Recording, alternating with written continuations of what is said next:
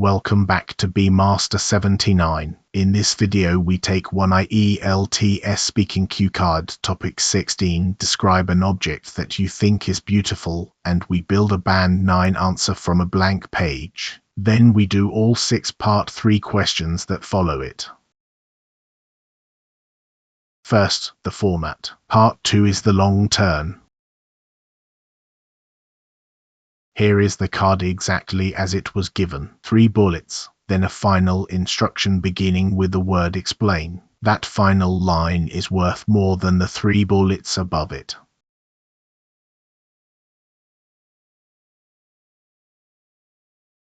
Now the preparation minute, 60 seconds, and most candidates waste them writing sentences they will never read. Here is what I actually wrote on the card. 4 lines, no sentences, 1 line per bullet.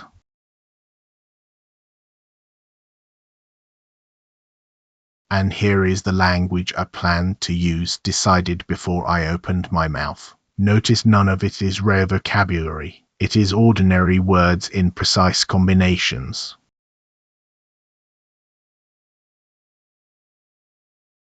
One important warning before the model answer.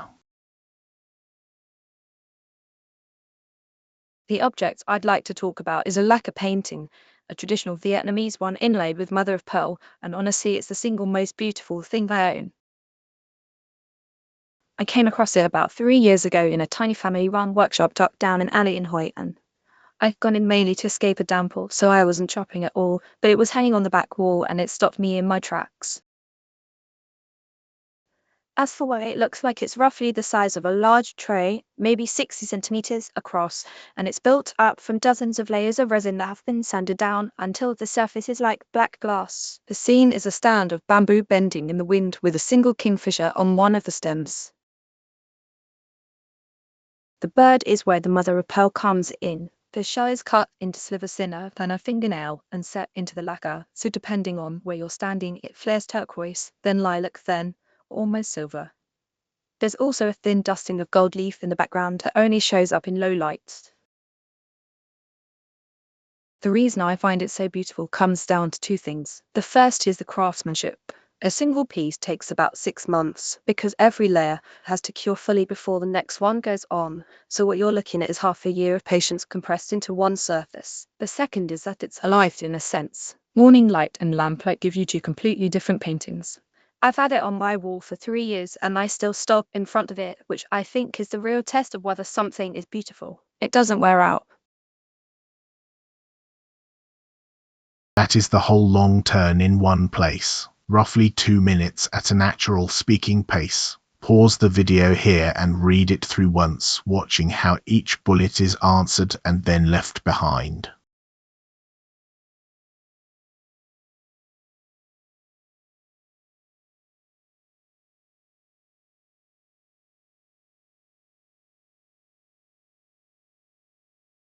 Now part 3. Same theme, completely different demands.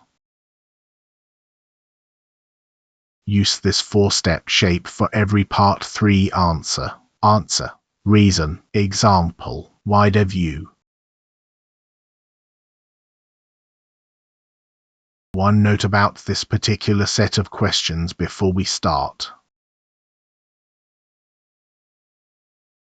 Question 1. Do you think there are more beautiful things now than in the past? Why?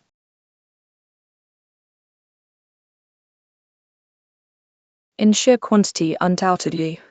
Mass production and digital design mean we're surrounded by objects that have been styled to within an inch of their lives in a way that simply wasn't possible a century ago. Whether that means more beauty, though, is debatable. A lot of it is disposable and interchangeable, so it washes over us. I'd argue people in the past encountered fewer beautiful things, but paid far closer attention to each one. So it's less that beauty has increased and more that it's become abundant and, as a result, easier to overlook. Question 2. What beautiful scenery spots are there in your country?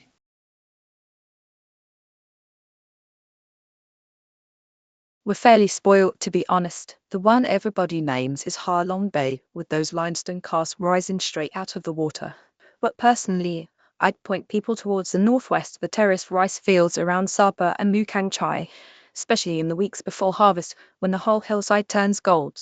Then along the coast you've got Phomeniche with its cave systems and the sand dunes near Muini, which look almost like a desert. What strikes me is the sheer variety packed into a fairly narrow country.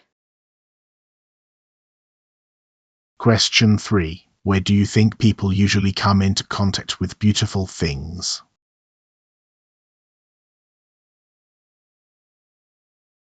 I suspect the honest answer these days is on a screen. Most people's daily exposure to beauty is scrolling through photographs of places they'll never visit. Beyond that, I'd say it's built into ordinary routines rather than special occasions.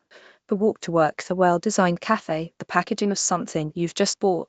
Galleries and concert halls matter, of course, but they're a tiny fraction of it. Beauty is mostly encountered in passing, which is exactly why so much of it never registers. Question 4. Why do you think people create beautiful things?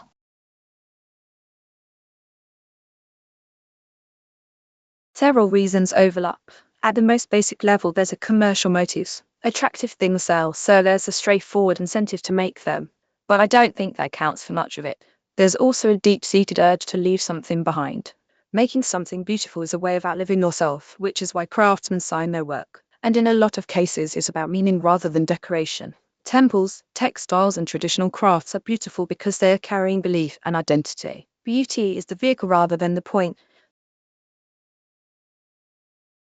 Question 5. Does Vietnam have many places of natural beauty? Remember, this overlaps question 2, so watch how the answer handles that.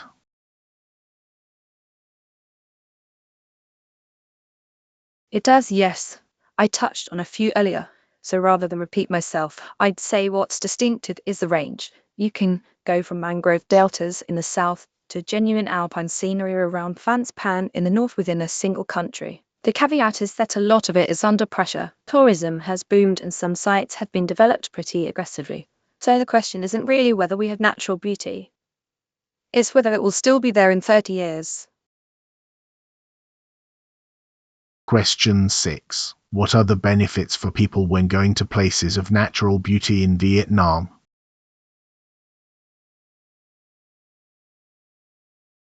The obvious one is mental. There's fairly solid evidence that time outdoors lowers stress, and for people working long hours in Hanoi or Ho Chi Minh City, a weekend in the mountains is a genuine reset. Physically, you tend to walk far more than you would in the city. But I'd add two less obvious ones.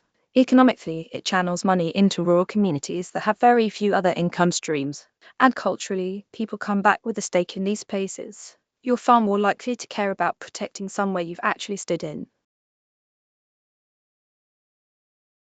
Here is every phrase worth stealing from this video with what it actually does. Pause and copy these into your notebook.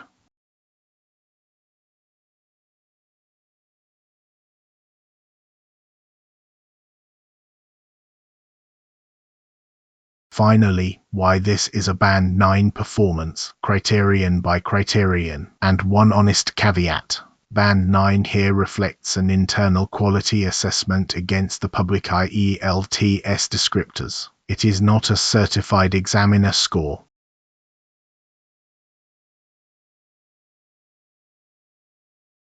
Your turn. Do these 4 things before you watch another video and post your answer in the comments. Subscribe to BMaster79 for a new ielts walkthrough every week. See you in the next one.